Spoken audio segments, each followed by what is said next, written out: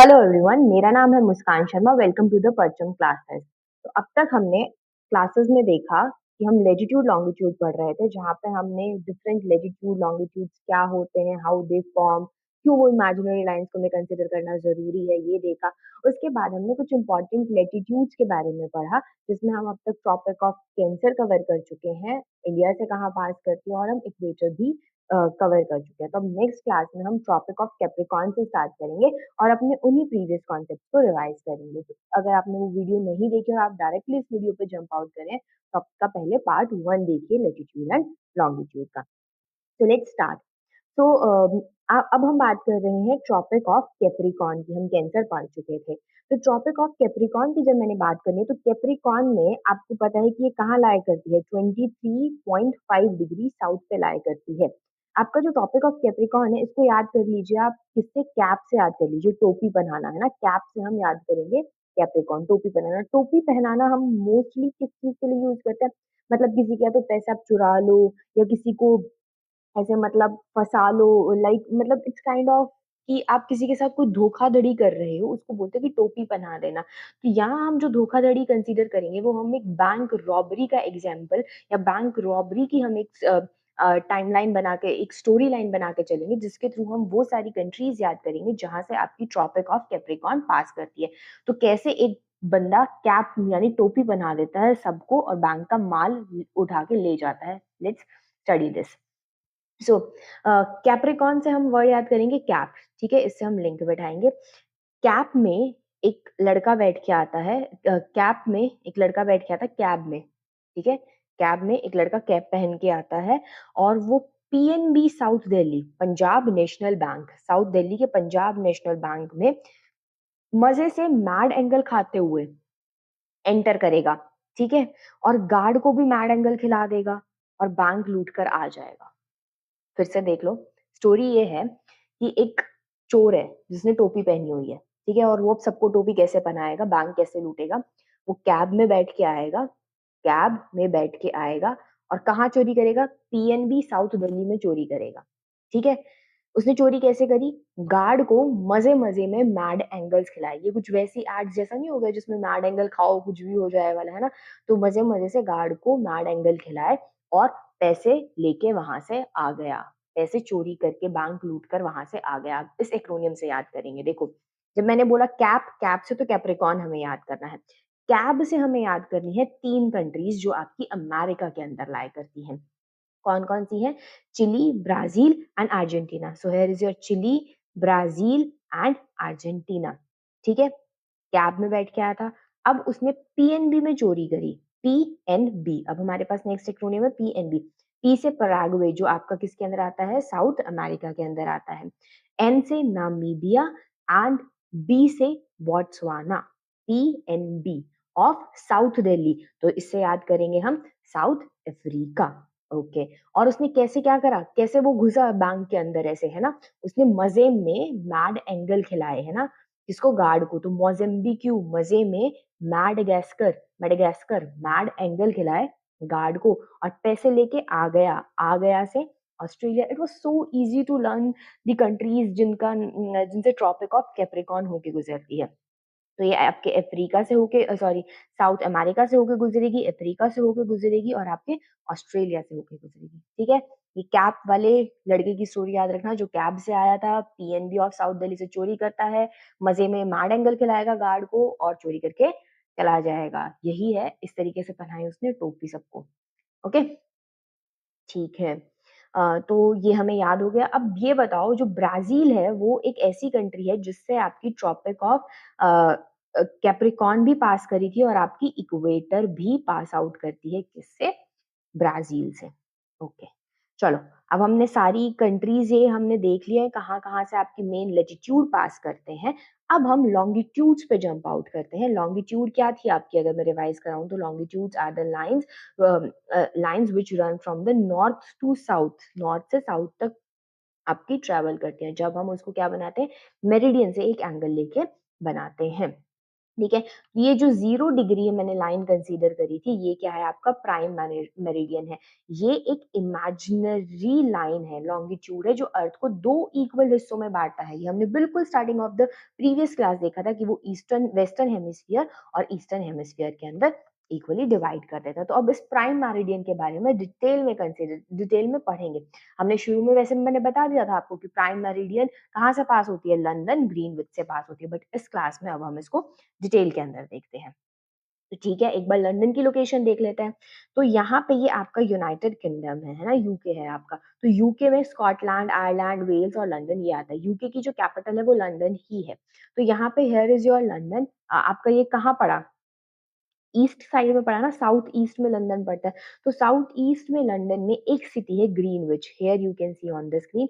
यहाँ पे आपको लंदन का बिल्कुल सेंटर कैपिटल मार्क करा हुआ है, इसी इसी में एक सिटी है ग्रीनविच। इस ग्रीनविच से पास करती है, बिल्कुल ग्रीनविच से आपकी पास करती है क्या? Prime meridian. होपफुली आपको प्राइम मेरिडियन याद होगी।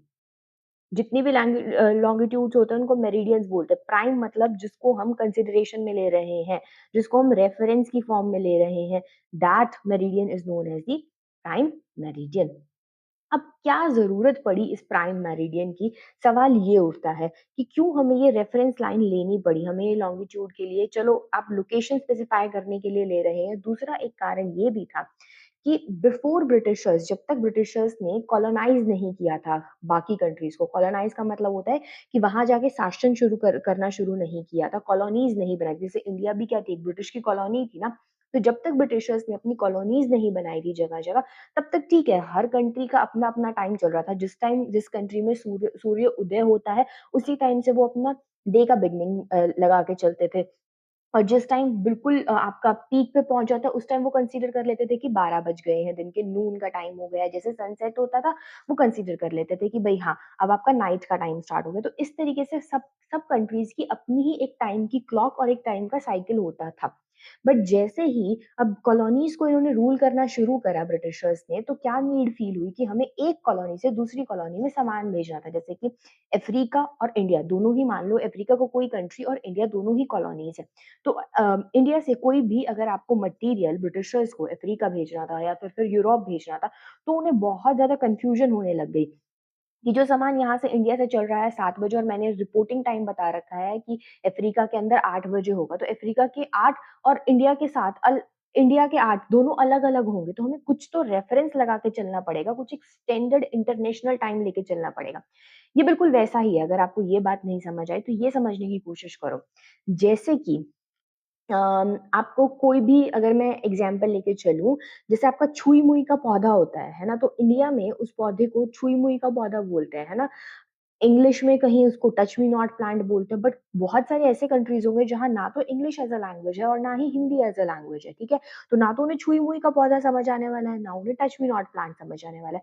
तो हम क्या करेंगे उस केस के अंदर, एक कॉमन ऐसी टर्म लेके आएँगे जिसको हम बोलते थे साइंटिफिक टर्मिनोलॉजीज़, है ना? हम साइंटिफिक नेमिंग कर रहे हैं। हम साइंटिफिक नेमिंग कर रहे हैं किसी भी स्पीशीज़ की। तो हम ऐसे करते थे ना, तो जैसे कि टच मी नॉट प्लांट का या फिर छुई-मुई के पौधे का नाम माया पुडिका रख दिया था साइंटिफिकली। तो सारी कंट्रीज़ इसको जानती हैं। इसी तरीके से एक ऐसी रेफरेंस लाइन रखेंगे जिसको सारी कंट्रीज़, जिस जिस टाइम को सारी कंट्रीज़ अपना स्टैंडर्ड टाइम कंसीडर करें और उसी के अकॉर्डिंग अपने टाइम में वेरिएशन बताएँ कि अगर यहाँ पे 12 बजे हैं, तो उसके अकॉर्डिंग हमारे साढ़े 5 बजे हैं, ठीक है? अगर यहाँ पे 1 बजा है, तो हमारे साढ़े 6 बजे हैं यहाँ पे, या फिर जो भी, मतलब रेफरेंस टू समथिंग हमारे पास क्या टाइम हुआ है, हम उसको कंसीडर करके चलते हैं। अब सवाल ये उठता है कि फिर ये ग्रीनविच से ही क्यों पास कराई गई ये लाइन, है ना? अब इंडिया से पास करा लेते। ये आपकी जो ये रेफरेंस लाइन थी, इंडिया से पास करा लेते अगर इंडियंस की उस टाइम पे चल रही होती, बट उस टाइम पे ब्रिटिशर्स की चल रही थी, ब्रिटिशर्स का राज था। इसीलिए ये लाइन ब्रिटिशर्स ने अपनी लंदन में सिचुएटेड रॉयल ग्रीनविच ऑब्जर्वेटरी से पास आउट करी। कैसे हुई ये सब कुछ ऐसा ही नहीं हुआ था, एक बंदे ने डिसाइड कर लिया। It was done through a conference, एक कॉन्फ्रेंस की गई 1884 के अंदर, international meridian conference, named as the international meridian conference. हुई कहाँ थी ये? अब ये हुई ब्रिटेन के अंदर नहीं थी ये। ये कॉन्फ्रेंस हुई थी वॉशिंगटन डीसी, यूएसए के अंदर, ताकि कि हम डिटरमाइन कर सकें कि क्या आपका प्राइम मेरिडियन होगा इंटरनेशनल यूज़ के लिए, इंटरनेशनल टाइम को मेज़र करने के लिए। तो जो ग्रीनविच टाइम होता है, ग्रीनविच पे जो टाइम होगा, उसको हम क्या बोल देते हैं, Greenwich GMT, Greenwich mean time. और ये आपका किस पे लाई करेगा, 0 डिग्री लैटिट्यूड। और जहाँ पे आपका ये ग्रीनविच जहाँ से पास हो रही है लाइन, वहां से हम उसको क्या कंसीडर करेंगे कि भाई ये 0 डिग्री लैटिट्यूड है। इसके रेफरेंस में देखेंगे कि बाकी लैटिट्यूड्स कहाँ लाई करते हैं। ओके, तो royal observatory is the home of the meridian, ये आपकी रॉयल ऑब्जर्वेटरी है। और कॉन्फ्रेंस हुई थी आपकी। अच्छा, जीएमटी के अलावा यूटीसी एक नया रेफरेंस का तरीका है जिसने रिप्लेस किया जीएमटी को 1972 के अंदर, कोऑर्डिनेट यूनिवर्सल टाइम। ठीक है, ये ज्यादा प्रिसाइज है एज कम्पेयर टू जीएमटी, लेकिन अभी भी हम जीएमटी ही यूज करते हैं। लेकिन और भी आपको प्रिसीजन चाहिए बहुत एक्सटेंट तक, जैसे कि हमें डिग्री के लिए बहुत ज्यादा प्रिसीजन चाहिए थी, तो हमने क्या यूज किया था, सेकेंड्स और मिनट्स का यूज किया था, है ना। इसी तरीके से अगर आपको टाइमिंग के अंदर बहुत ज्यादा प्रिसीजन चाहिए एक एक मिनट की, तो आप यूज करते हैं कोऑर्डिनेट यूनिवर्सल टाइम। पता है, ये अगर बात नहीं समझ आई हो तो मैं एक मेथड से आपको इसको समझा सकती हूँ। जैसे कि लेट अस सपोज यहाँ पे 0 डिग्री है, ठीक है, यहाँ पे 1 डिग्री हो जाएगा, है ना, यहाँ पे 2 डिग्री हो जाएगा, तो डिफरेंट डिफरेंट। और बीच में भी आपका, चलो 1 से 0 से 1 तो आप मेजर कर लेते हो किसी तरीके से टाइम, ये बीच वाला आपको क्या है, टाइम तो चेंज हो रहा है ना कहीं ना कहीं। तो ये वाला जो एरिया था, इसके लिए अगर आपको बहुत माइन्यूट लेवल तक प्रिसीजन चाहिए तो आप यूज करते हो UTC, coordinate universal time. Okay, चलो, अब जैसे कि हमने बाकी कंट्रीज को याद, बाकी जो भी आपकी इंपॉर्टेंट लेटिट्यूड थे उनको याद किया था कि भाई इक्वेटर कौन सी कंट्री से पास कर रहा है, कैप्रिकॉर्न कहाँ से पास करती है, कैंसर कहाँ से पास करती है। सिमिलरली अब हम पढ़ेंगे कि ये प्राइम मेरिडियन कौन कौन सी कंट्री से पास करती है। तो इसके लिए एक कहानी याद रखेंगे, ठीक है। इसके लिए जो कहानी है वो ये है कि आपको ये पता है कि जो ये प्राइम मेरिडियन है, ये ब्रिटिश से पास होती है, राइट। ब्रिटिशर्स ने अपनी नीड के अकॉर्डिंग इस प्राइम मेरिडियन को बनाया था, ठीक है। तो ये एक्चुअल में ये 9 कंट्रीज से पास होती है, अगर वैसे देखो तो 8 कंट्रीज और एक एंटार्क्टिका से, ठीक है। तो यहाँ से ये पास होती है। अब इसकी जो ट्रिक है, पहले कंट्रीज के नाम देख लेते हैं, United kingdom, France, Spain, Algeria, मलाई, बुर्किना फासो, घना एंड टोगो, ठीक है। ये आपकी कंट्रीज के नाम है। और at the end and queen mount land of the Antarctica, यहाँ से आपकी प्राइम मेरिडियन पास करती है। अब कहानी जो हमारे पास है, जो याद करने के लिए, वो ये है कि ये प्राइम मेरिडियन को डिसाइड किया कॉलोनियल पावर्स ने। प्राइम मेरिडियन को डिसाइड किया कॉलोनियल पावर्स ने, ठीक है, ये तो याद रखोगे। तो कुछ कॉलोनियल पावर्स थी, वो क्या हो गई, वो वो क्या करती हैं, अब कॉलोनीज कहाँ बनाती है, मान लो अफ्रीका के अंदर बना रही है। कॉलोनियल पावर्स ने कॉलोनी बनाई अपनी अफ्रीका के अंदर, मतलब अफ्रीका के अंदर जाके राज करने लग गए। तो अब अफ्रीका के अंदर जाके राज करेंगे तो अफ्रीका का ही खाना वाना खाएंगे, तो अफ्रीका वाले इंडियंस की तरह, एशियंस की तरह बड़ा दूध मलाई टाइप कुछ खाते थे, है ना। तो जब ये कॉलोनियल पावर्स ने अफ्रीका जाके क्या करा, बहुत ज्यादा घन, अब देखना क्या, कुछ हिंदी के टर्म्स होंगे, कुछ और टर्म्स होंगे। तो उन्होंने क्या करा, एक बुड़की के साथ, बुड़की, हम बुड़की यूज करते हैं ना बाइट के लिए, हम फूड की जो बाइट लेते हैं उसके लिए हम हिंदी में बुड़की वर्ड यूज करते हैं। तो एक बुर्की के साथ बहुत घनी मलाई, घनी मतलब ज्यादा मलाई यूज कर ली, ठीक है। एक बुर्की के साथ उन्होंने बहुत ज्यादा मलाई यूज कर ली। तो बुर्की से याद करेंगे बुर्किना फासो, घनी से याद करेंगे घना, और मलाई से याद करेंगे मलाई, ठीक है। और वो खा के उनको क्या हो गई, एलर्जी हो गई, तो इससे याद करेंगे अल्जीरिया, ठीक है।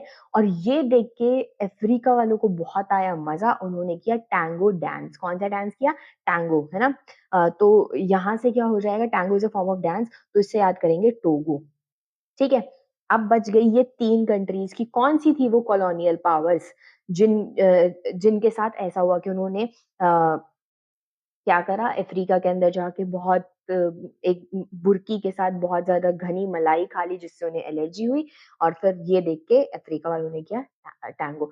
तो ये जो कंट्रीज थी, जो कॉलोनियल पावर, ऐसा करने पे कॉलोनियल पावर्स का क्या हो गया, फुस हो गई। फुस हो गई ये नहीं बोलते कि जैसे दिवाली पे हम क्रैकर्स को बोलते हैं, यार ये तो फुस क्रैकर है ना, मतलब ये तो लाइट अप ही नहीं हुआ, है ना।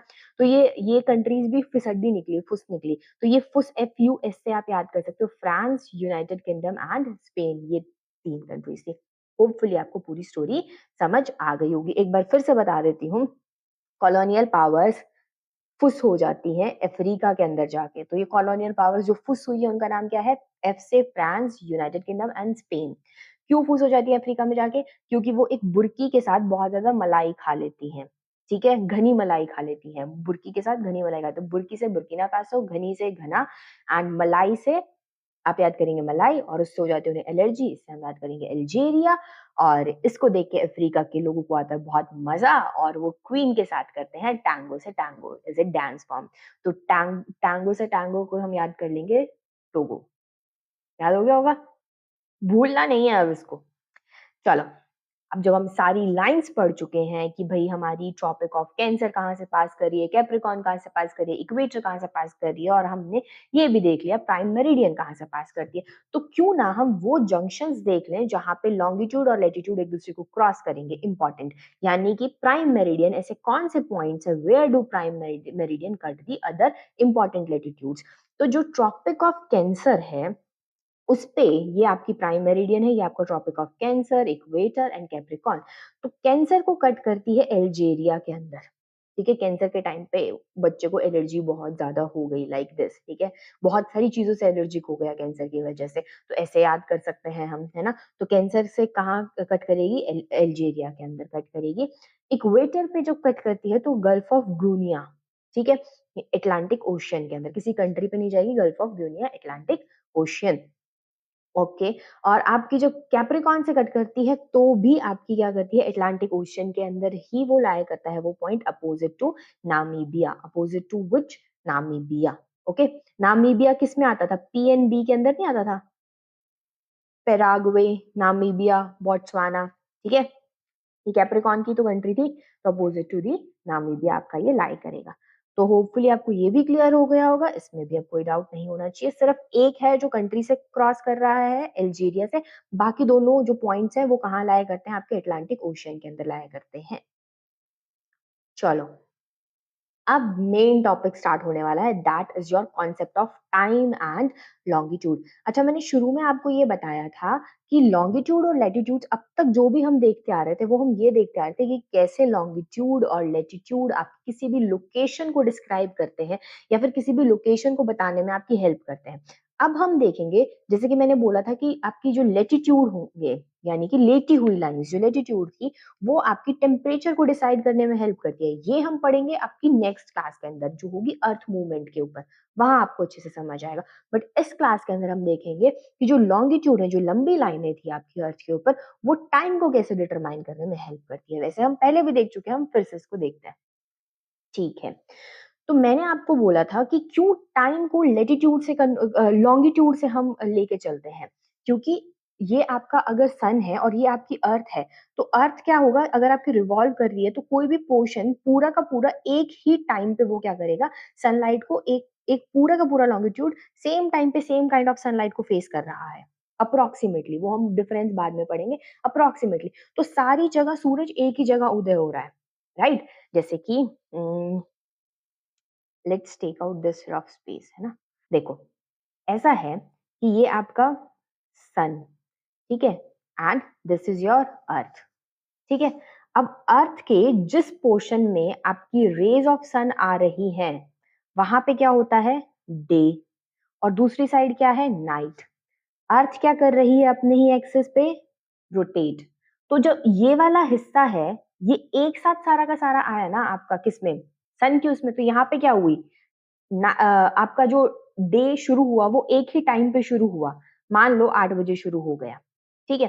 अब ये जो अर्थ है वो रोटेट करेगी थोड़ी सी और, तो थोड़ा और पोर्शन आ जाएगा डे वाले उसमें, तो फिर क्या हो जाएगा, ये वाला पॉइंट था पहले जहां पे डे स्टार्ट हुआ, अब अर्थ रोटेट कर रही है, तो फिर क्या हो जाएगा, थोड़े टाइम बाद ये वाला पॉइंट यहाँ पहुंच जाएगा और नेक्स्ट जो पॉइंट था वो यहाँ आ जाएगा, है ना।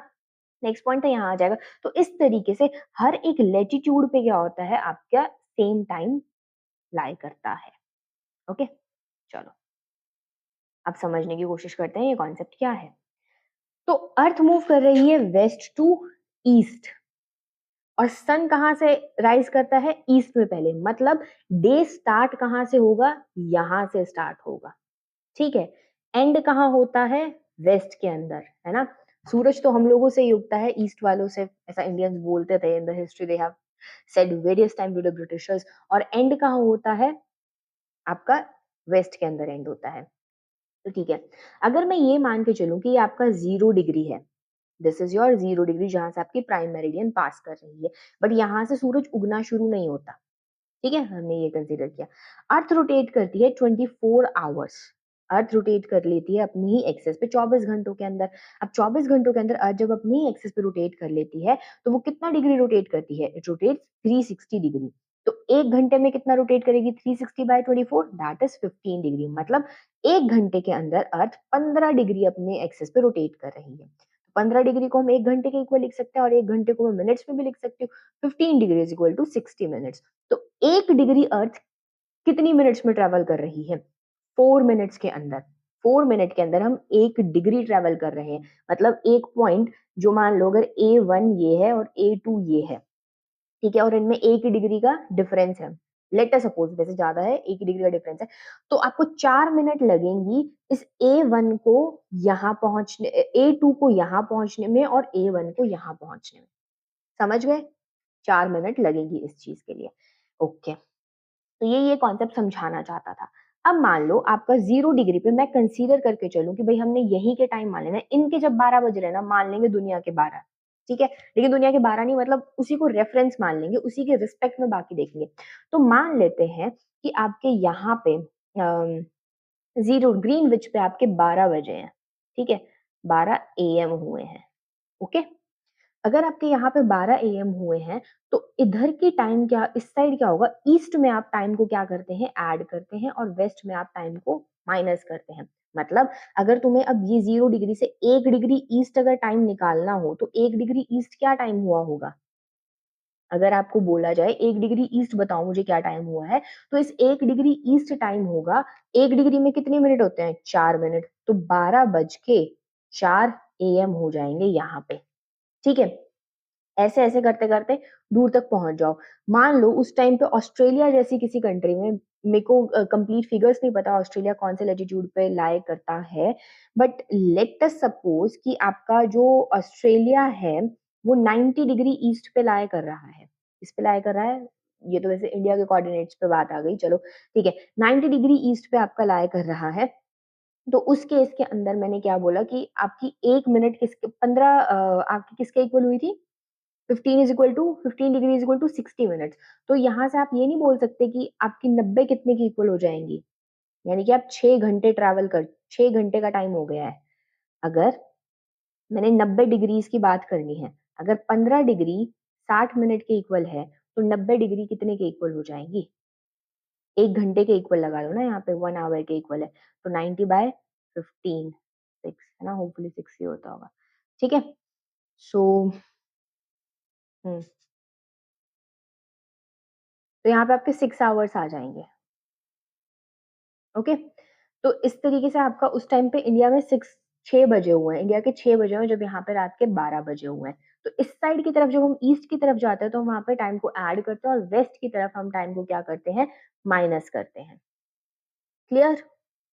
वेस्ट की तरफ हम टाइम को माइनस इसलिए करते हैं क्योंकि वेस्ट में सूरज बाद में पहुँच रहा है, ईस्ट में सूरज पहले पहुँच रहा है, तो टाइम को पहले ऐड करेंगे मतलब पहले सुबह होएगी फिर बाद में चीज़ें होएँगी ना बाकी तो। तो इस तरीके से हम टाइम की कंसिडरेशन रखेंगे। यहाँ पे पीएम आएगा।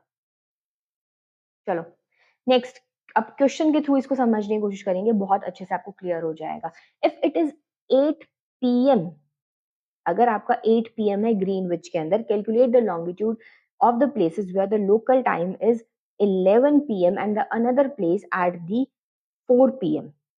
ठीक है। अब मेरे को सवाल मिल गया, अब आपका पहला ड्यूटी पता है क्या है?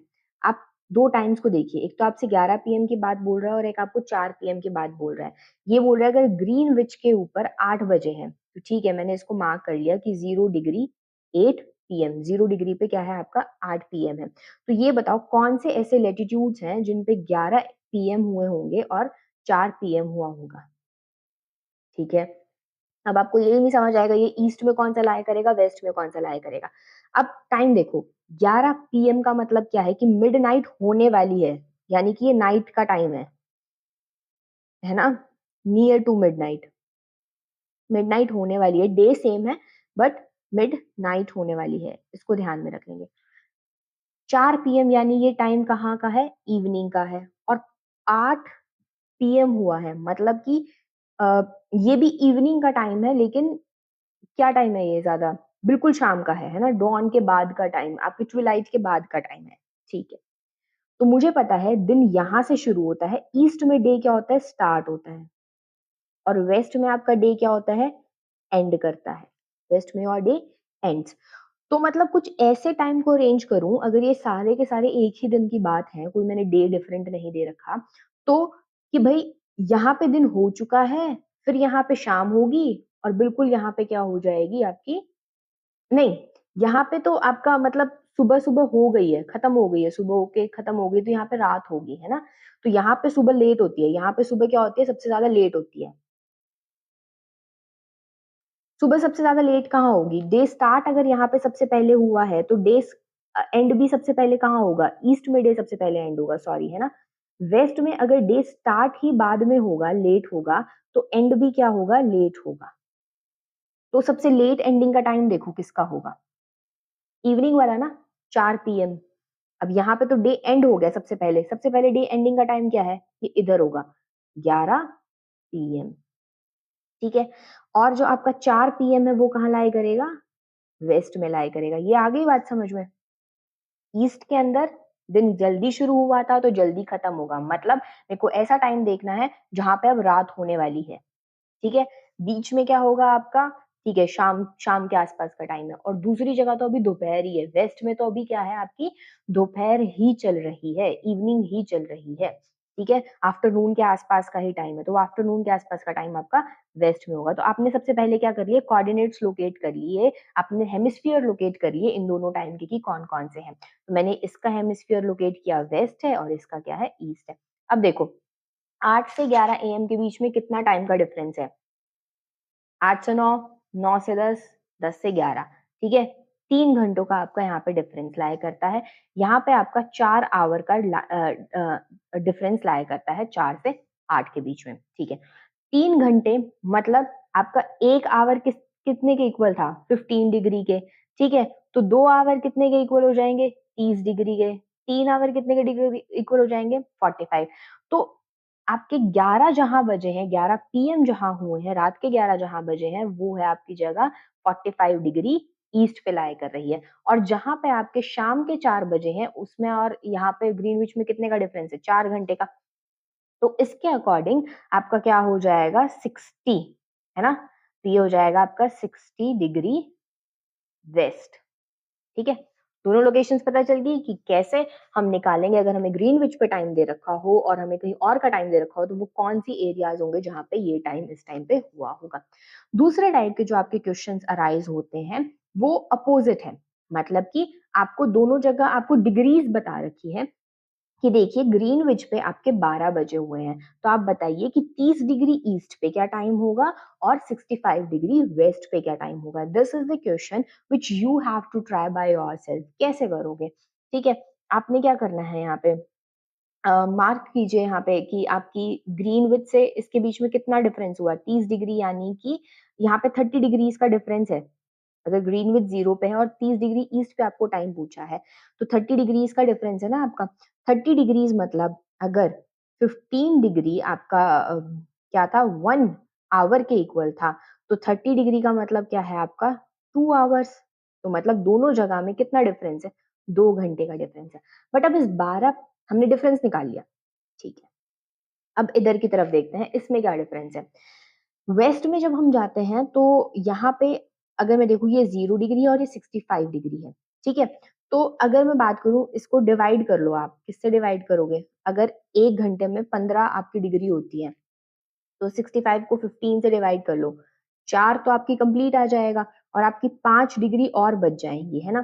तो ये तो 4 आवर और 5 डिग्री बच गए। तो ये क्या हो जाएगा, 4 आवर एंड 5 डिग्रीज़। 1 डिग्री में कितनी मिनट होती हैं?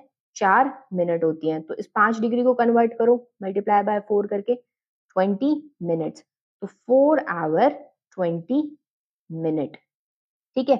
इन दोनों एरियाज़ के बीच का डिफरेंस हो गया। यहाँ पे डिफरेंस है 4 घंटे 20 मिनट का, यहाँ पे डिफरेंस है 2 घंटे का। ये अब टाइम नहीं है, यहाँ पे ये टाइम नहीं हुआ, ये डिफरेंस है। अब हम क्या करेंगे, इस 12 में 2 घंटे ऐड करेंगे जब हम ईस्ट की बात कर रहे हैं, क्योंकि ईस्ट में सूरज पहले उगता है। लेकिन जब हम वेस्ट की बात कर रहे हैं तो हम 12 में से 4 घंटे 20 मिनट माइनस कर देंगे, तो आपका आंसर आ जाएगा कि भाई 65 डिग्री वेस्ट पे क्या टाइम लाया करता है। यहाँ पे आप 12 में 2 घंटे ऐड कर देंगे तो आपका आंसर आ जाएगा कि 30 डिग्री ईस्ट पे आपके क्या बजे थे, 2 पीएम हुआ है। क्लियर हुआ सवाल कि हमें कैसे क्वेश्चन सॉल्व करने हैं, कैसे इन्हें टैकल करना है। एक और सिनेरियो बनता है जब आप ट्राई करेंगे क्वेश्चंस को, तो आपको कई बार डेज का डिफरेंस दे रखा होता है, तो वो डे का जब डिफरेंस, डेज को ध्यान रखना है। अगर आपका टाइम क्रॉस करते करते कंप्लीट अपने एएम को पास करके आप 12 एएम को पास करके नेक्स्ट साइकिल में अगर चले गए तो वहाँ आप डे भी डिफरेंट मेंशन करेंगे। खैर वो आपको एमसीक्यू में मिलेगा, तो होपफुली आपको ये याद हो गया होगा। अब अगर किसी को कॉन्सेप्ट समझ नहीं आया, पहला हमारा एजेंडा रहता है to understand the concept, but in case if you are not able to understand the concept, then there is one thing जो आप याद रख सकते हैं कि माइनस कब करेंगे और प्लस कब करेंगे। तो वेस्ट से आप याद रख लेना west, west is west, west is west, W W. तो वेस्ट जो भी चीज होती है हम उसको लाइफ से सब्ट्रैक्ट करना चाहते हैं, तो वेस्ट में हम क्या करते हैं, जब भी हम वेस्ट में अगर टाइम को कैलकुलेट करते हैं ग्रीन विथ से, तो हम माइनस करते हैं। East is add, east add तो अपने आप ही हो जाएगा अगर वेस्ट वेस्ट और सब्ट्रैक्ट हो गया तो। होपफुली ये समझ आया होगा। ठीक है, चले आगे टाइम जोन्स की बात करेंगे। ठीक है, अब तक हमने अगर, अब ये टाइम जोन क्या चीज है भाई, अगर मैंने ये बोला था कि ये 0 डिग्री है तो 1 डिग्री पे टाइम निकाल लिया, 2 डिग्री पे टाइम निकाल लिया, है ना, तो ऐसे टाइम निकाल लो। ये टाइम जोन बनाने की क्या जरूरत है, बिल्कुल है। अब क्या हर एक ही कंट्री की छोटी छोटी लैंड के ऊपर आप क्या करोगे, हर 1 डिग्री पे अलग अलग टाइम मेजर करते चलोगे। आप यहाँ से 1 डिग्री में डिफरेंस कितना था, इक्वेटर पे ही अगर मैं लेके चलूं तो 111.3 किलोमीटर था। चलो ऊपर तो जाके वेरी कर रहा है लॉन्गिट्यूड के अंदर। तो अगर मान लो अगर इक्वेटर पे कोई दो कंट्रीज लाया कर रही हैं, उसका एरिया ऐसा है कि भाई अब इतना तो नहीं होगा ना कि 111 ही किलोमीटर का होगा, मतलब एक बंदा एक पॉइंट से चला और 111 किलोमीटर चलते उसकी घड़ी में वक्त बदल जाएगा, उसको हर बार हर थोड़ी थोड़ी देर में घड़ी बदलनी पड़े एक एक डिग्री पे, तो ये तो थोड़ा पंगा हो जाएगा ना, काम चलेगा नहीं ऐसे। तो हम क्या करते हैं, एक जोन बना लेते हैं कि भाई ठीक है, ये एक पर्टिकुलर एरिया है, इसमें हो सकता है बहुत सी डिग्रीज आ रही हो, 1 2 3, है ना, लेकिन इस पूरे जोन का क्या होगा, एक ही टाइम होगा, वन सिंगल टाइम होगा। ठीक है, वो वन सिंगल टाइम कैसे डिसाइड करते थे, हम वो वन सिंगल टाइम डिसाइड करेंगे कि ये पूरा जो एरिया है ना, बिल्कुल इसके मिड से आप एक लाइन पास कर दो। ठीक है, और उस पे जो टाइम लाया कर रहा है ना, उसको क्या बोल दो आप, स्टैंडर्ड टाइम बोल दो। तो ये लोकल एरियाज, चलो ये तो आपका प्राइम मेरिडियन पे स्टैंडर्ड जो टाइम था वो था, बट ये लोकल एरियाज जो इतना सा एरिया था, जो इसने अपना एक पॉइंट चूज आउट करा जिसके थ्रू वो अपने एरिया का टाइम मेजर करेगा, उसको क्या बोल देते हैं, स्टैंडर्ड मेरिडियन। हर एक का अलग अलग होगा, वो हर कंट्री का अलग अलग होगा। होपफुली ये बात समझ आ गई होगी कि हमें जोन्स क्यों चाहिए। अगर हम हर एक डिग्री पे बात करने लग जाएंगे तो इट विल बी डिफिकल्ट, हर एक डिग्री पे आप टाइम थोड़ी ना बदलोगे अपनी घड़ी का। लेकिन एक जोन से दूसरे जोन में जाने पे आप अपनी घड़ी का डिफरेंट टाइम चेंज कर सकते हो, कंसीडरिंग कि कैसे हमारा टाइम, जैसे हमने समझा कि ग्रीनविच से कैसे वेरी करता है, तो हम इसीलिए टाइम जोन्स बना देते हैं। तो टाइम जोन्स वो रीजन होते हैं अर्थ पे जिनमें सेम लोकल या फिर स्टैंडर्ड टाइम जो फॉलो करते हैं। अब देखो कैसे ये जोन्स कैसे डिवाइड करे गए हैं अर्थ के ऊपर, रफली जो किए गए, लेकिन हर कंट्री ने अपना भी खुद का किया, बट रफली कितने बने। सबसे पहले यहाँ से ग्रीनविच से पास करो, ठीक है, 0 डिग्री, 0 डिग्री पे ये लाइन पास कर रही थी। यहाँ पे 1 डिग्री है वो बात अलग है।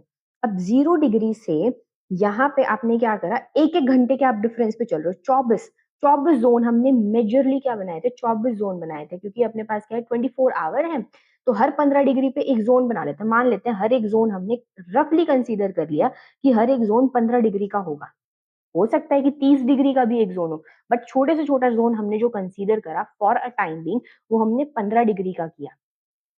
ठीक है, या फिर हम, ताकि कि हम इजीली कह सके कि भाई 1 घंटा बढ़ गया है या 1 घंटा घट गया है ना, कैलकुलेशन को इजीली बनाने के लिए हमने क्या करा, 15 डिग्री यूज किया, क्योंकि हमें पता है 15 डिग्री आपका 1 घंटे में ट्रैवल होता है। या फिर हमने क्या करा, 7.5 डिग्री को यूज करेंगे, क्योंकि फिर वो 15 का हाफ हो जाएगा ना, तो मतलब ये बोल सकते हैं कि भाई आधा घंटा आपका टाइम चेंज हो गया। है ना? तो हम 2 कोऑर्डिनेट्स मेजरली लेते हैं, या तो हम 15 डिग्री या फिर हम 7.5 डिग्री, ऐसे जो भी इनके मल्टीपल्स होंगे ना, उन पे हम अपने टाइम ज़ोन्स को डिसाइड करते हैं। तो सबसे पहले हमने 24 टाइम ज़ोन बनाए, किसको कंसिडरेशन में रखते हुए? 1-1 घंटे के डिफरेंस को कंसिडर में रखते हुए। तो आपकी 360 डिग्री तो अर्थ थी ही, ठीक है? तो मैंने इसको क्या करा, 24 टाइम ज़ोन बनेंगे, 15-15 डिग्री, 15-15 डिग्री के हमारे क्या बन जाएँगे आपके 24 टाइम ज़ोन्स बने। तो ये 0 डिग्री यहाँ से आपका पास हो रहा था, तो इसके अराउंड मैंने 15 ले लिया, मतलब साढ़े 7 डिग्री इधर और साढ़े 7 डिग्री इधर, ठीक है? तो ये जो कंप्लीट रीजन है ना, इस पूरे के अंदर सेम टाइम है। 0 डिग्री पे जो टाइम था, अब ये नहीं करेंगे हम 0 से लेके, अगर यहाँ पे साढ़े 7 ईस्ट है और यहाँ पे साढ़े 7 वेस्ट है, मान लो यही आपका क्या है, पहला ज़ोन था। This is your first zone, दोबारा ड्रॉ करते हैं इसको। हुँ, ये ग्रीनविच 0 डिग्री, साढ़े 7 डिग्री ईस्ट एंड साढ़े 7 डिग्री वेस्ट, ठीक है? ये आपका मान लो क्या है, आपका पहला ज़ोन है, टाइम ज़ोन आपका फर्स्ट टाइम ज़ोन मैंने यही कंसीडर कर लिया, ठीक है? ये ओवरऑल कितने डिग्री का हो गया, 7 अगर वेस्ट है, साढ़े 7 ईस्ट है, तो पूरा कितना का हो गया, 15 डिग्रीज़ का हो गया, यानी 1 घंटा, 1 आवर का टाइम है ये। तो अब मैं हर एक साढ़े 7 में ऐसे नहीं 1, 2, 3 अलग-अलग, अलग-अलग नहीं नोट करूँगी, इस कंप्लीट ज़ोन का मैंने एक टाइम रख लिया। ठीक है? इस तरीके से ही ये अलग-अलग कलर शो करे हुए हैं जो पूरे टाइम को डिस्क्राइब करते हैं। तो ये 24 बनेंगे, क्योंकि अगर आप रिवॉल्यूशन को देखेंगे 360 डिवाइडेड बाय 24, ठीक है? 15 डिग्री एक को करके। तो इस तरीके से अब इंडिया क्या लाया करता था, अब कुछ कंट्रीज़ ऐसे होंगे भई जिनके अंदर 2-3 ज़ोन्स, अब ये 24 ज़ोन बेसिकली तो हमने मेजरली डिवाइड करके बना दिए, है ना? लेकिन अब ये देखो, ये रहा हमारा कंट्री इंडिया, ये रहा इंडिया। एक अलग कलर है, दूसरा अलग कलर है। इंडिया ही 2 ज़ोन्स में लाया कर रहा है। तो इंडिया के आधे लोग एक टाइम फ़ॉलो करेंगे और आधे लोग दूसरा टाइम फ़ॉलो करेंगे? नहीं। तो अब इंडिया अपना खुद का एक स्टैंडर्ड टाइम चूज़ कर लेगा। अब जो कंट्रीज़ इस क्राइटेरिया में फिट हो रही थी, मतलब जिनका पूरा का पूरा एरिया उस 15 डिग्री के अंदर कवर हो जाता है, उन्हें तो चेंज करने की ज़रूरत नहीं पड़ी, या फिर कुछ ऐसी कंट्रीज़ थी जिन्होंने मल्टीपल टाइम स्लैब्स रखने थे, तो बहुत ही वाइड एरिया था कि भई 1-2 के अंदर कवर ही नहीं हो रहा था, तो उन्होंने अलग अपना लिया। लेकिन जो कंट्री ऐसी थी, मान लो जिसके 2 टाइम ज़ोन्स के बीच में पड़ रही है, दोनों टाइम ज़ोन्स पड़ रहे हैं, +5 वाला भी पड़ रहा है, +6 वाला भी पड़ रहा है, तो उसने एक मिडल पाथ चूज़ कर लिया, उसने आपका खुद का एक स्टैंडर्ड टाइम बना लिया, एग्ज़ाम्पल है इंडिया। ठीक है? तो अब टेक्स्ट के थ्रू इसको देखते हैं। होपफुली ये चीज़ें समझ आ गई होंगी, इतनी कॉम्प्लिकेटेड नहीं है। तो देखो ये रहा आपका, इसमें और क्लियर दिखा रखा है कि ये आपका 0 जो ग्रीनविच मेरिडियन से जा रहा है, ये आपका पहला टाइम ज़ोन है, ठीक है? इधर जाते हैं तो ऐड में है +1, +2, +12 तक, इधर जाते हैं तो क्या है आपका माइनस के अंदर है, ठीक है? स्टैंडर्ड टाइम एक लोकल टाइम होता है जो डिसाइड करता है कि क्या टाइम होगा पर्टिकुलर कंट्री का, ज़ोन का, ठीक है? स्टैंडर्ड मेरिडियन को ध्यान में रखते हुए। स्टैंडर्ड मेरिडियन को एक्सपेक्ट किया जाता है कि वो आपकी कहाँ से पास करे, मिडल से पास करे, जैसा कि मैंने बोला, ताकि कि दोनों साइड्स की आपकी क्या कर सके, डिमांड्स को फुलफिल, दोनों साइड्स के टाइम को वो कंसीडर कर सके। इंटरनेशनल लॉज़ के अकॉर्डिंग, इंटरनेशनल लॉज के अकॉर्डिंग ये मल्टीपल होनी चाहिए 7.5 या फिर 15 की। रीजन हमने देख लिया ताकि कन्वीनियंस हो सके कैलकुलेशन के अंदर, क्योंकि फिर वो आधा घंटा या फिर 1 घंटे की मल्टीपल हो जाएगी। लेकिन नेपाल एक ऐसी कंट्री है जो 7.5 और 15 के मल्टीपल को लेके नहीं चलती। इसका जो डिफरेंस है वो कितना है, इसका जो स्टैंडर्ड टाइम था 5 hour 45 minutes ahead of the Greenwich meridian. ठीक है। अब कुछ कंट्रीज ऐसी भी होंगी जिनके अंदर बहुत सारे टाइम जोन लाए कर रहे होंगे। देखो रशिया को देखो, दिस इज योर रशिया ना, ये 1, 2, 3, 4, 5, 6 लाइक बहुत सारे, क्योंकि इसका एरिया ही बहुत ज्यादा है ना? तो इसके अंदर बहुत सारे टाइम जोन्स लाए करते हैं। तो ये एक टाइम जोन के थ्रू तो इस कंट्री का काम चलना ही नहीं था। तो इसी तरीके से आपके फ्रांस के अंदर there are 12 time zones, Russia के अंदर देयर आर 11, यूएसए के अंदर there are 11, likewise there are many countries given here, but आपको सारी याद करने की जरूरत नहीं है, पहली तीन को ध्यान से देख लीजिए। फ्रांस के अंदर आपका क्या है, 12 टाइम ज़ोन्स है, रशिया के अंदर 11 है, यूनाइटेड स्टेट्स के अंदर भी आपके 11 हैं। बात करते हैं इंडिया की। तो इंडिया का कोऑर्डिनेट हमने करा था 68 डिग्री ईस्ट से लेके 97 डिग्री ईस्ट। यहाँ पे मिनट्स के अकॉर्डिंग और भी होगा, हम उतना प्रिसाइज़ली नहीं जा रहे हैं। तो अगर मैं देखती तो +5 और +6 यहाँ पे 2 अलग-अलग टाइम स्लैब्स में हम 2 अलग-अलग टाइम ज़ोन्स में हम पढ़ रहे थे, जिस 24 टाइम ज़ोन्स के अंदर वर्ल्ड को डिवाइड किया गया उसमें। तो हम दोनों थोड़ी ना फ़ॉलो करेंगे कि भई हाँ, हाँ, हम ग्रीनविच से 5 घंटा आगे, हम ग्रीनविच से 6 घंटा आगे हैं, मतलब इस साइड वाले बोलेंगे हम ग्रीनविच से 6 घंटे आगे चल रहे हैं। मतलब यहाँ से एक ट्रेन चलेगी 6 बजे और यहाँ पे 7 बजे पहुँचेगी, तो इनके तो 7 पता नहीं कब बजेंगे, इनके किस टाइम बज रहे हैं, तो यहाँ पे क्या हो जाएगा डिफरेंस हो जाएगा। तो पूरी कंट्री का तो टाइम एक जैसा होना चाहिए ना, सारी जगह 6 या 7 एक ही वक़्त पे बजे, अलग-अलग टाइम पे ना हो, एक कंट्री के अंदर तो इतनी डिस्पैरिटी ना हो, अगर उस कंट्री का साइज़ छोटा है तो। लेकिन अगर कंट्री रशिया जितनी बड़ी है, तो उसको डिस्पैरिटीज़ और वेरिएशन लानी ही पड़ेगी, वो एक स्टैंडर्ड टाइम को फॉलो नहीं कर सकती। तो इंडिया के अंदर ये अलग-अलग टाइम ना हो, इस चीज़ को अवॉइड करने के लिए हमने एक स्टैंडर्ड मेरिडियन चूज़ किया जिसको बोलेंगे इंडियन स्टैंडर्ड मेरिडियन, ठीक है? और ये इंडियन स्टैंडर्ड मेरिडियन को हमने बिल्कुल इन दोनों के मिडल से पास आउट करा at 82.5 degree east, 82.82 and half degree east पे, क्योंकि इंडिया ईस्ट में लाया करता है। 82.5 डिग्री ईस्ट अगर आप कैलकुलेट करें उसी तरीके से कि जहाँ पे 1 घंटा 15 डिग्री के इक्वल होता है और आपका क्या कहते हैं, आपकी 1 डिग्री के अंदर 4 मिनट होते हैं, तो अगर आप इस चीज़ को कैलकुलेट करते हैं, तो आपको पता चलेगा कि 82.5 डिग्री ईस्ट का मतलब है कि हम ग्रीनविच से 5 आवर और 30 मिनट आगे हैं। तो इंडिया तो उन्हीं लाइन्स पे लाई कर रहा है ना, जहाँ पे हमने बोला था 15 डिग्री और उसके पे लाई करना चाहिए। तो इंडिया क्या हो जाता है 15 degree 30 minutes ahead of the Greenwich meridian. Clear? So here it is.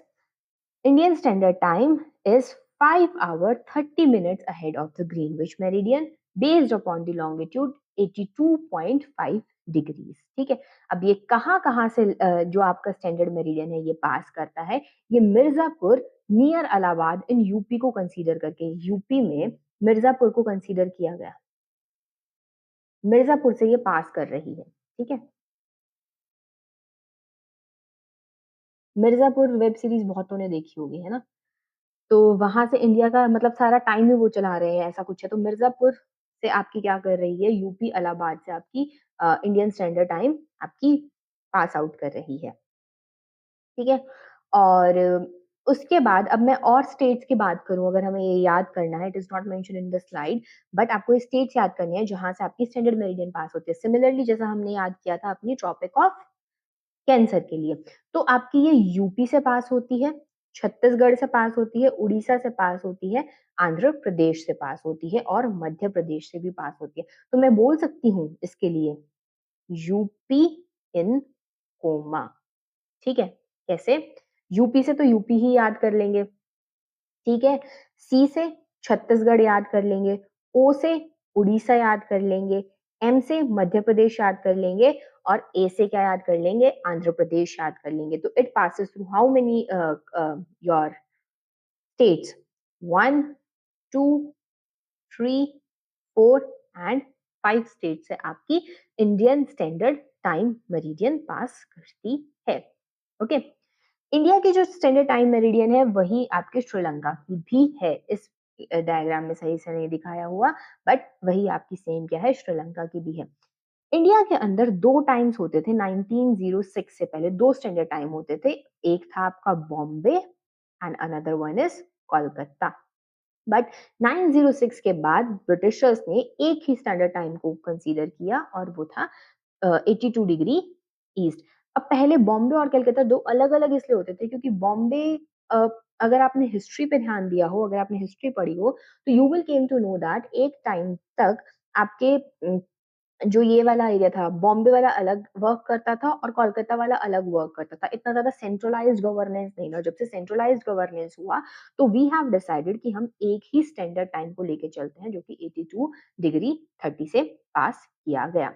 अच्छा, एक और चीज़ हम देख लेते हैं कि अगर पहले 2 टाइम थे, तो क्या आज हमें 2, चलो तब तो ब्रिटिशर्स ने अपनी कन्वीनियंस के अकॉर्डिंग कर दिया। क्या आज हमें 2 स्टैंडर्ड टाइम चाहिए या नहीं चाहिए?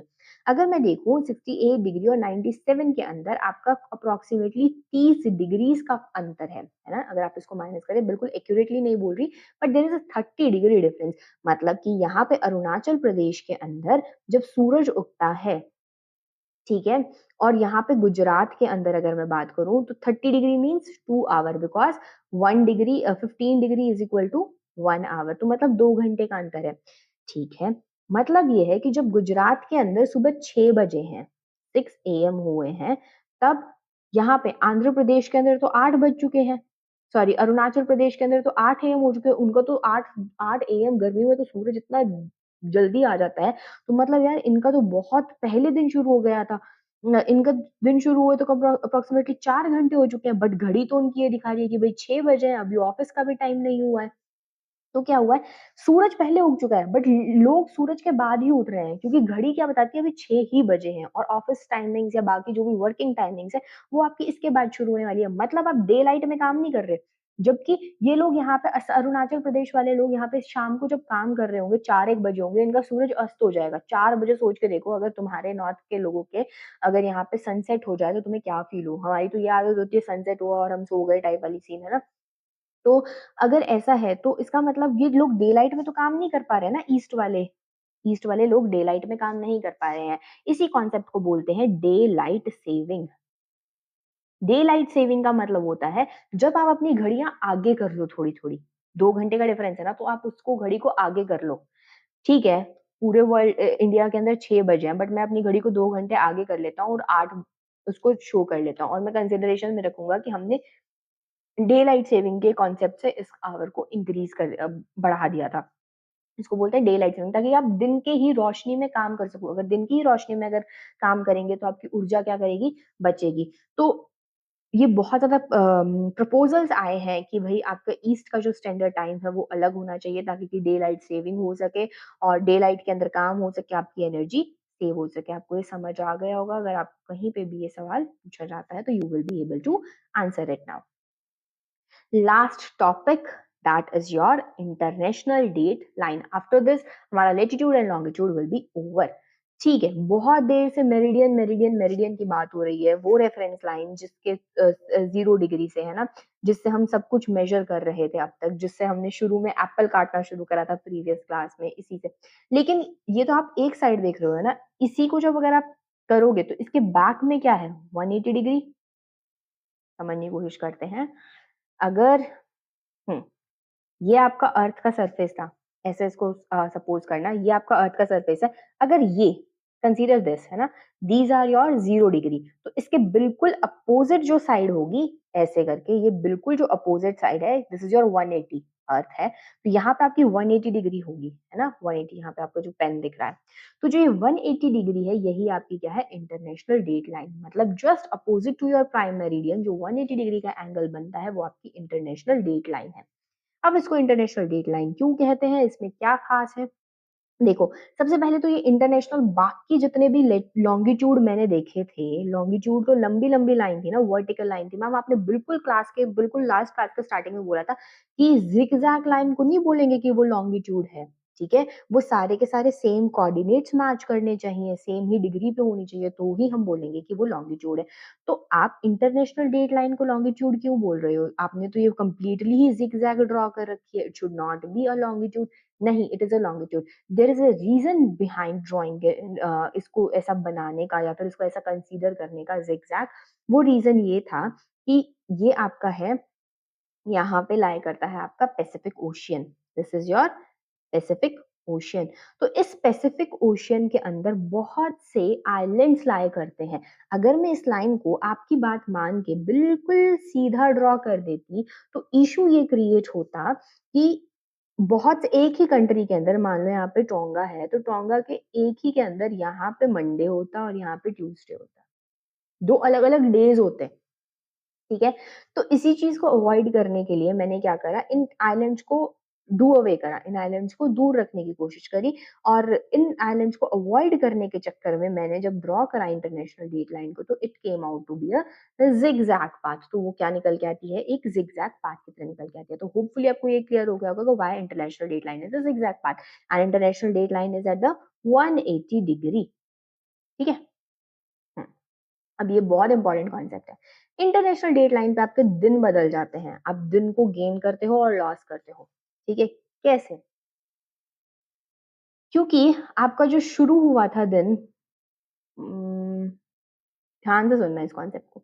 0 डिग्री 180 डिग्री, ठीक है। दिन आपका इस साइड शुरू होता है, एक दिन आपके अर्थ के ऊपर 42 आवर्स रहता है, 48 आवर्स रहता है एक दिन अर्थ के ऊपर, ठीक है। तो जब शुरू हुआ था आपका दिन यहाँ से, है ना, तो ये यहाँ पे आके एंड होगा, वो भी इसका दिन एंड होगा, ठीक है। अगला वो वहीं चलेगा फिर से। नहीं समझ आएगा इस तरीके से, नेक्स्ट तरीका ट्राई करते हैं।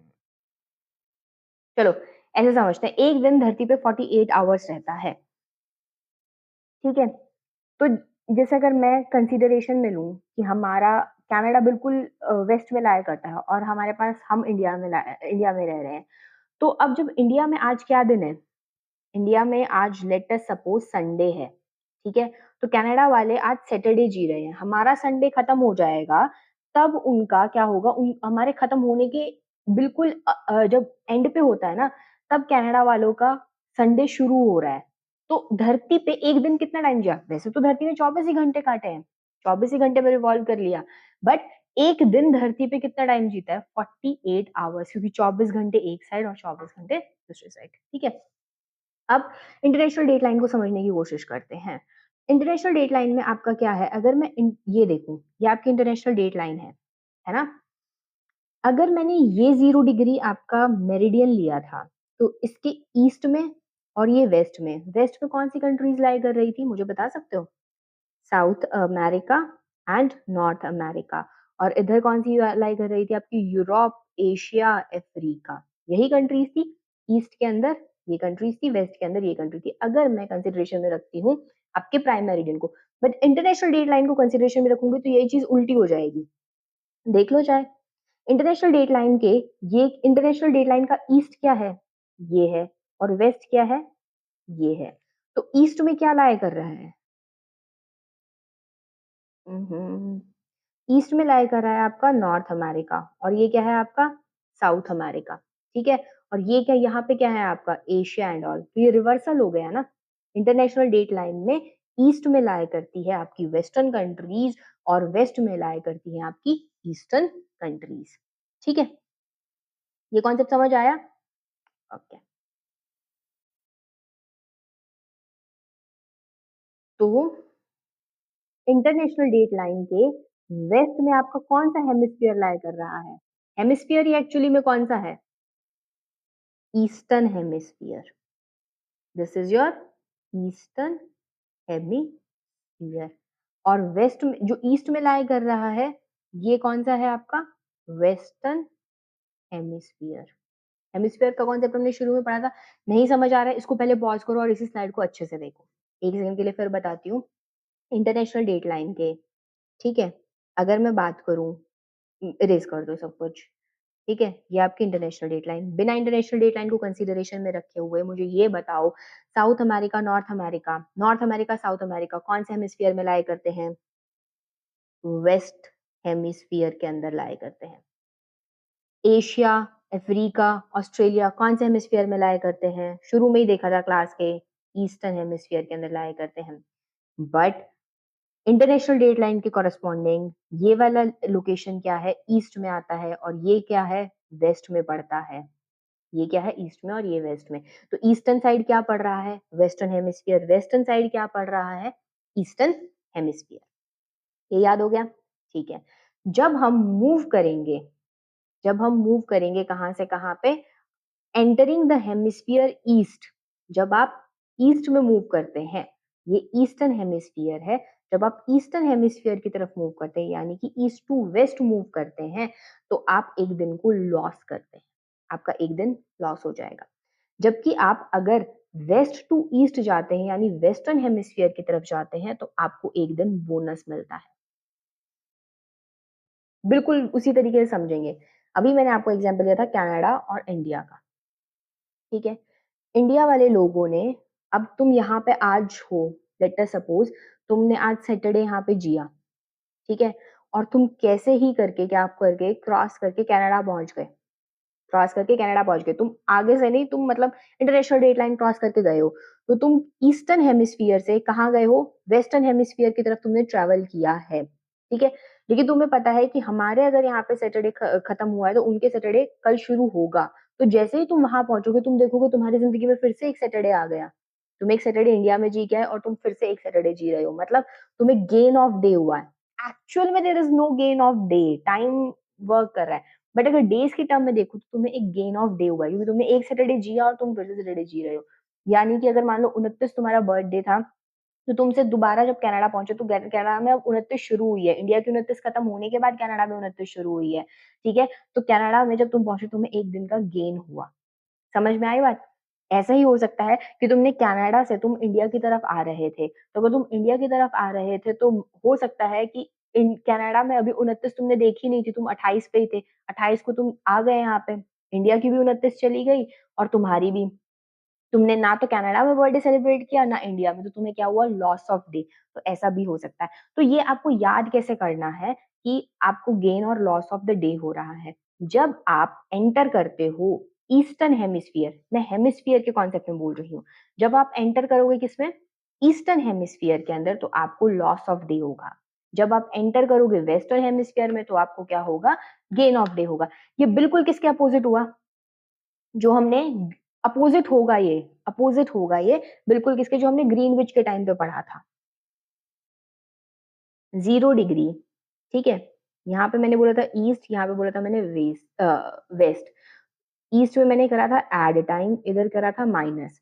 माइनस को बोला था मैंने, वेस्ट को बोला था कि मैंने कि तुम्हारा क्या हुआ, टाइम वेस्ट हुआ है, सब्ट्रैक्ट कर दो। अब 0 डिग्री से बिल्कुल अपोजिट है 180, तो जो यहाँ पे फिनोमिनन हो रहे थे वो बिल्कुल चेंज हो जाएंगे। ठीक है, तो बिल्कुल चेंज हो जाएंगे। तो क्या होगा आपका, अब वेस्टर्न हेमिस्फीयर में जब आप आओगे, जब आप एंटर करोगे वेस्टर्न हेमिस्फीयर के अंदर, तो बिल्कुल इसका रिवर्सल केस कर दो, 180 डिग्री। ठीक है, अगर मैं ईस्टर्न हेमिस्फीयर के अंदर आ रही हूँ, हेमिस्फीयर है ये, ई एच लगाना, ये भी हेमिस्फीयर ही था, ये वेस्टर्न हेमिस्फीयर। ठीक है, तो अगर मैं वेस्टर्न हेमिस्फीयर के अंदर एंटर कर रही हूँ तो मुझे क्या करना है, अपना टाइम को ऐड करना है, इसका रिवर्स करना है। रिवर्स हो जाएगा ना, जब एंगल बिल्कुल रिवर्स हो गया तो कंसीडर केस रिवर्स हो जाएगा, और ईस्ट में क्या हो जाएगा आपका, माइनस करना है, जबकि यहाँ पे क्या होता था, ऐड होता था। होपफुली ये क्लियर हो गया होगा। ठीक है, ये देखो, जब आप वेस्ट टू ईस्ट जाते हो, वेस्ट से आप ईस्ट जाते हो, यू गेन अ डे।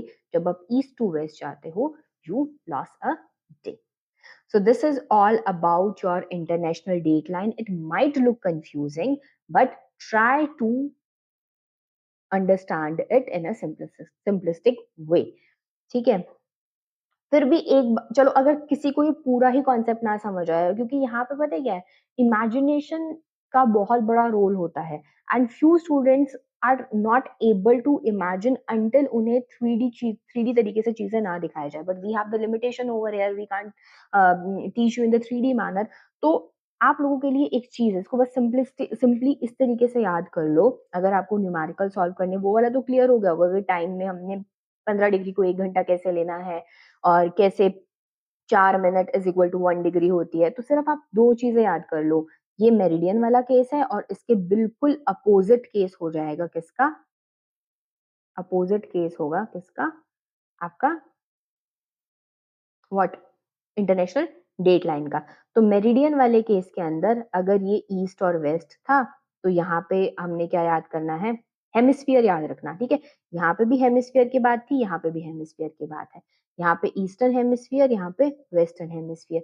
तो यहाँ पे मैंने क्या करा था, वेस्ट के अंदर वेस्ट से याद करा था तो माइनस किया था, तो उसका रिवर्सल क्या हो जाएगा, यहाँ पे मैं प्लस कर दूंगी। ईस्ट में मैंने माइनस किया था तो इधर मैंने क्या करना है, ऐड करना है। तो इधर मैंने इसका मतलब क्या बोलना है, गेन ऑफ डे। ठीक है, इधर मैंने क्या बोलना है, लॉस ऑफ डे। यहाँ पे मैंने क्या करना होता है, सॉरी, ठीक है, क्या कर दिया, ठीक है, यहाँ पे मेरा एड ऑफ टाइम है, एंड यहाँ पे मेरा लॉस ऑफ टाइम है। This is all about the summary. Try कीजिए क्वेश्चंस, एंड आप ये सॉल्व इजीली कर लेंगे। So that's about the whole class. यहाँ पे लेटीट्यूड लॉन्गिट्यूड खत्म होते हैं, इसके बाद हम नेक्स्ट क्लास में बात करेंगे अर्थ मूवमेंट के ऊपर। Till the time, stay healthy and keep learning.